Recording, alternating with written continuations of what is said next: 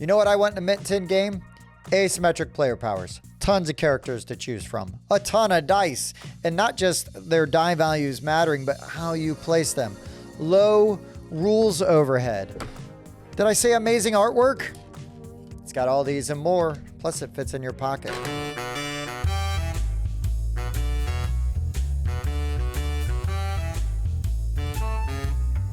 Hey guys, I'm Tim, and this is the Board Game Rundown. And today I'm going to talk to you about Dice Clash from Galen Games. This is one of the 4 games in their upcoming Kickstarter for their Mint 10 series.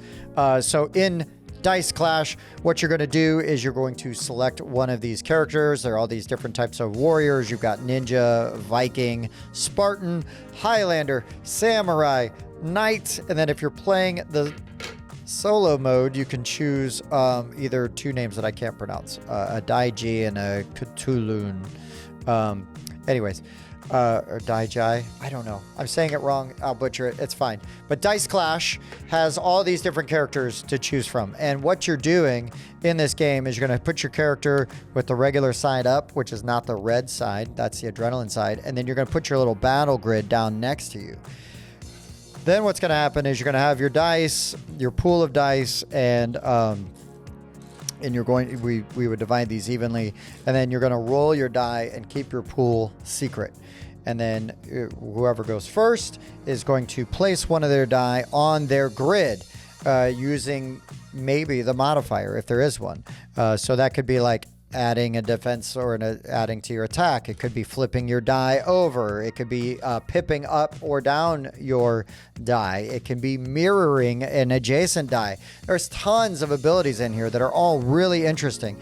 And then not to mention, you've got an asymmetric player power. So if I just place this 3 down, I'm attacking the person that in this space with no modifier. If I place that 3 down, I'm attacking them at a 3. Now they need to play a 4 or higher from their dice pool, and then the number that they play will be their subsequent attack towards me.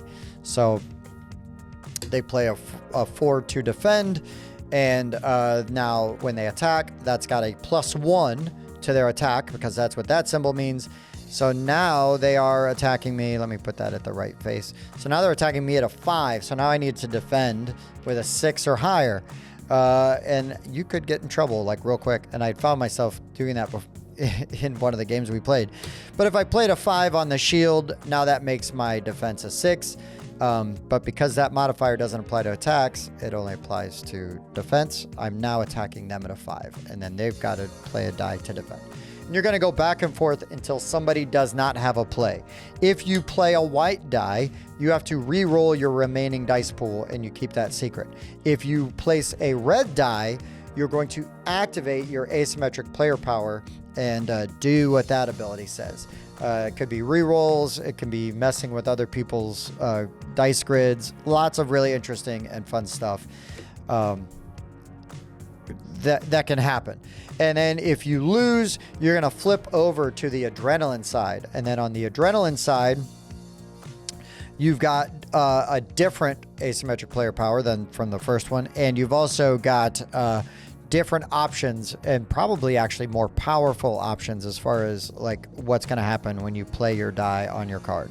And so the first player to win twice. So if you defeat somebody that's on their adrenaline side, you win. And that is the game. It plays really fast.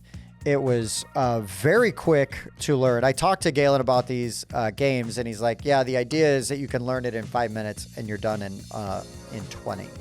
And we definitely learned this in 5 minutes or less, and probably we're done with the game in like 10, if that.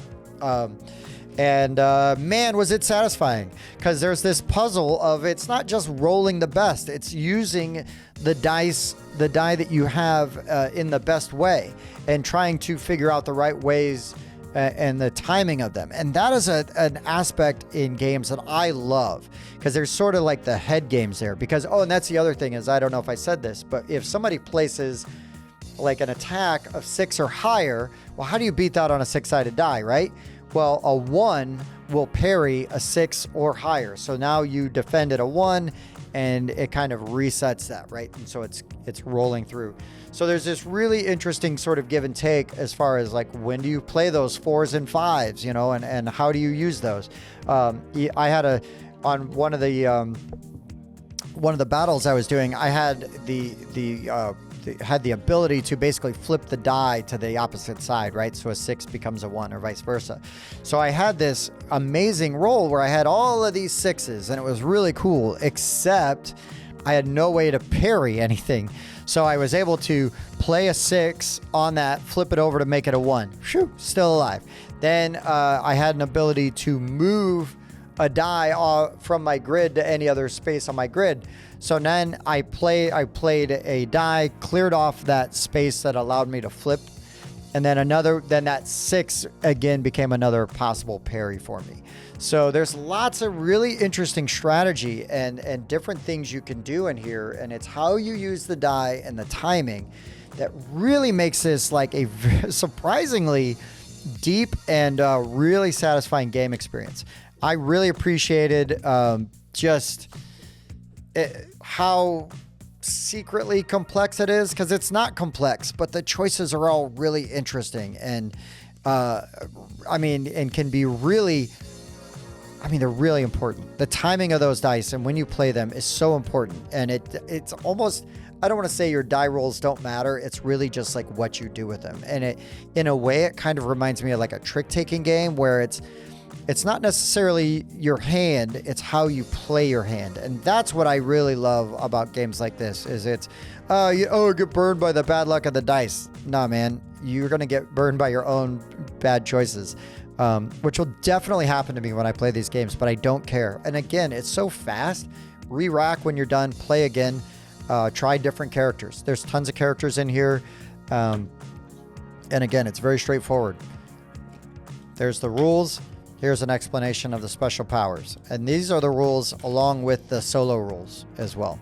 I have not tried the solo mode, but I can tell you it ain't going to take that long to learn. So this is Dice Clash. This is one of the 4 Mint 10 games that's going to be on that Kickstarter. So if any of that sounds interesting, I'd strongly recommend you check them out. They're very cool, and I can just tell you that all of these games are really good. I don't know if I have a favorite. I don't know. I don't know if I have a favorite. They were all really good, but they're really solid. So if you like this video, why don't you click on the next one? It should be Verdant, Arizona, and check that one out too and see what's going on. For the Board Game Rundown, I've been Tim.